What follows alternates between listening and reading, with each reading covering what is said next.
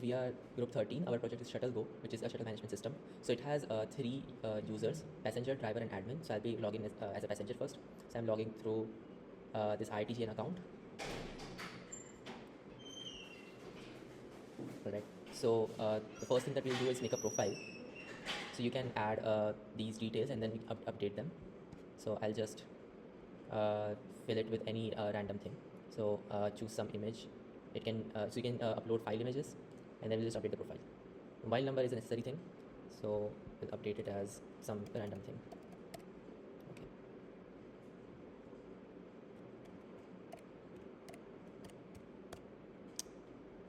Right. So this updates successfully. These are flash messages which are shown on the top every single time. Cool. So the main workflow goes like this. First, you view the schedule to see all the journeys. So I'll be booking this journey, which is in okay, or we can do this journey first. So this is slightly later than this one. This one I'm not booking because I'll get a penalty if I book that. So I'll book this. I can first see the seat matrix, and then there will be different statuses for each of the seats based on whether or not they're booked. So I'll just choose some seat, and then I'll book it, and it will reflect over here. So now I can generate the ticket. Right. This ticket can be printed as well. So instead of printing it, because we'll have to scan it later on, currently I'm taking a photo of the QR with my phone.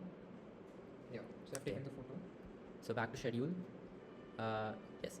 Now this this booking, this is for this bus and this journey. The driver will be Bobby, and so we'll log in as Bobby later. But first, let's explore what the passenger section provides us. So we have all these filters that you can use to see what travels you are interested in. And you can also directly see what travels you have booked for through the booking history. So this is a pending travel, and travel history will tell you all the travels which already have happened. And then you have penalties, which is basic. So every time that you miss that you cancel a booking when it's too late, that you'll get a penalty. Or you do not cancel at all, but do not board as well. Yeah. So you miss your boarding. So you miss a boarding. In those cases, you'll get a penalty. So there are 2 ways in which a penalty can be levied. Right. And you can pay these penalties back. Either individually, or you can pay all of them at once. Right, and you can give feedback using this form.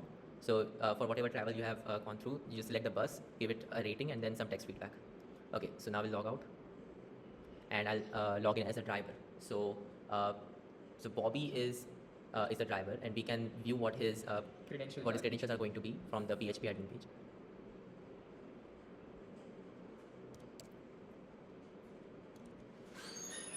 All right. So Bobby has driver ID 3.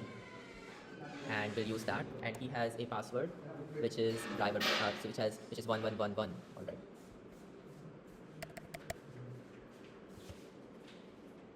All right, so it's a very big password. That's why we have got this. Anyway, so you can view all the journeys that Bobby is assigned to. So if I view so this is today's journeys that Bobby has to go through. If I view his schedule and I clear all filters, so these filters are basically like yeah. So by default, when you reload this, let's say, you'll just have today's date up to 1 month, right? So even clearing this isn't going to like make a lot of difference because all these are already going to be in the future. So we'll locate the journey which we were interested in, which I think is this one. Yes, I think it's this one. Okay, so we cannot exactly locate it, but we can actually view it in manual verification, so it's not going to be a problem. Fine. But he also is able to see a seat matrix and what users have booked, right? Now you can update the location of these journeys. So for example, yeah, so what you'll do is you'll use the current location. So as you can see, it accesses the location as is available in the browser, and then you can update it. Okay. So I'll just like quickly update all the locations because we cannot exactly pinpoint which journey you're interested in. Okay. Yeah. And now let's go to manual verification. No, with the QR. Okay, so we will actually first show with the QR, and then we'll go to manual verification.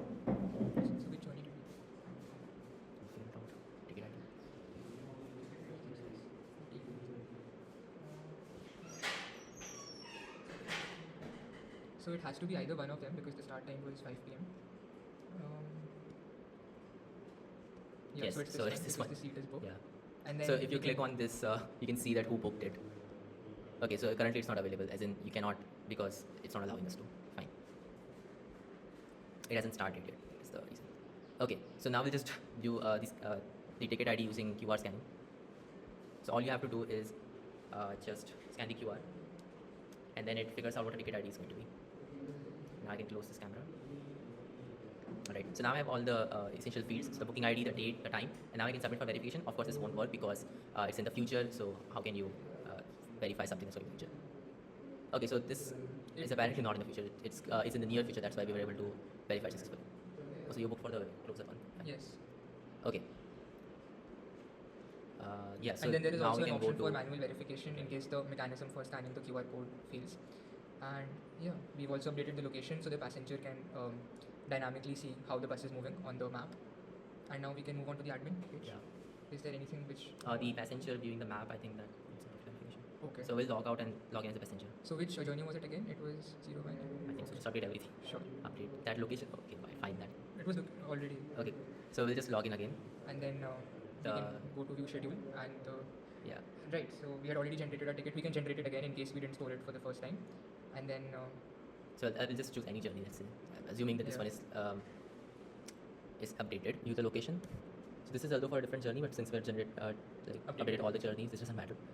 So now we'll go back to the login page. So we'll log out, and let's see what facilities does the admin have.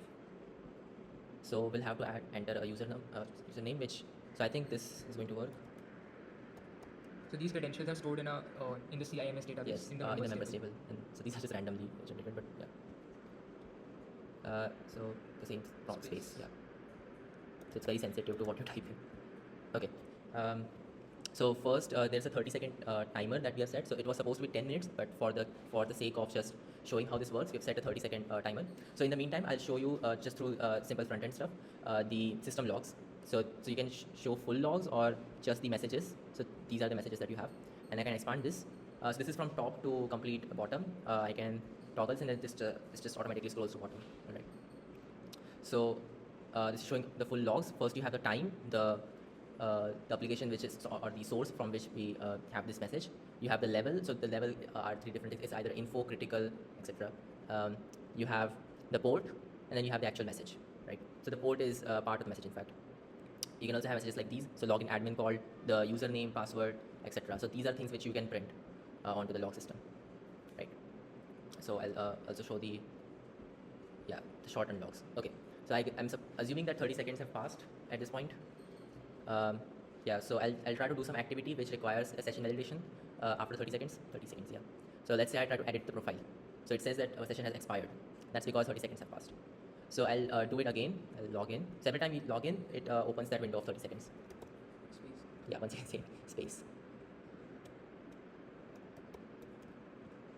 Okay, and now I'll do some other activity. So let's view the passengers page. And the moment it does some transaction like this, it will automatically give us 2 more minutes. That's how I've programmed it.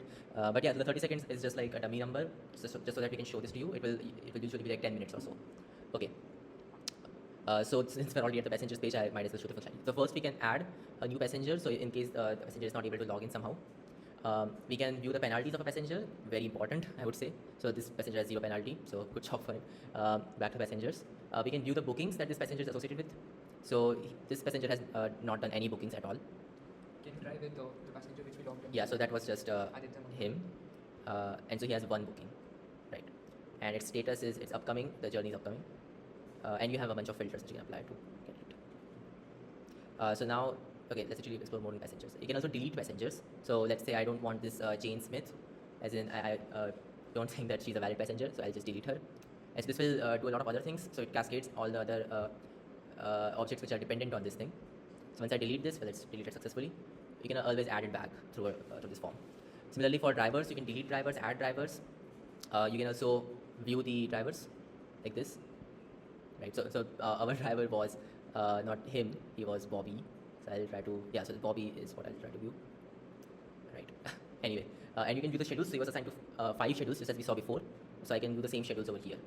So this one is already done, and these 2 are in progress. So because these were in progress, we could verify these, and these are upcoming. All right. Somehow he's driving 2 buses. Yeah. Yeah. That's But because of the data we just right, so this is just randomly generated data. This is not like how these are supposed to be assigned, but yeah. Okay.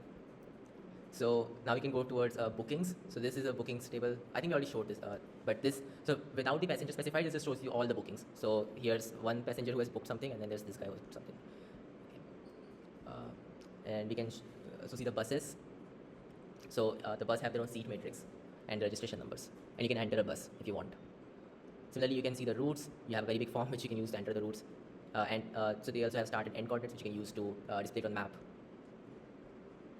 All right. And then you have the upcoming journeys, which is the main thing. So schedules cannot be added just like that. Instead, the admins are supposed to add a schedule. So you have a very big form for this, as in you have to give a lot of foreign keys, and so it's dependent on a lot of things basically. And yeah, these are all the schedules that have been added so far. And then you have the penalties. So total, there are like 60 rupees of penalty in total. And yeah, so most of them are our own Aditya Mangla, but okay, whatever. And then you can do some bulk actions on this. And yeah, that's pretty much it. Okay, I think these are all the main things. You can also change your profile. So I can edit my profile. I can change the picture by adding a URL. So this is the URL. It's just an example Wikipedia image. I can give a proper email address and not whatever this thing is. And I can give a proper username. I cannot change my user ID and password. So those are fixed. But I can in fact create another admin. So if another person is supposed to be an admin, right, then you can basically do that. So all the office admins have complete control over the situation, more or less. Right? So you can add a new admin, you can delete an admin as well. So these are things which we'll try to restrict in the future if this gets more complicated. But yes. And of course you can see the feedback. So currently there's no feedback, so it's not having any statistics on that. But usually you would have you would have an average rating, you would have the total number of feedbacks that you have given, how much of it was positive, and how many of it were in this month. Right. Yeah, this is it, I think. So we'll just log out now.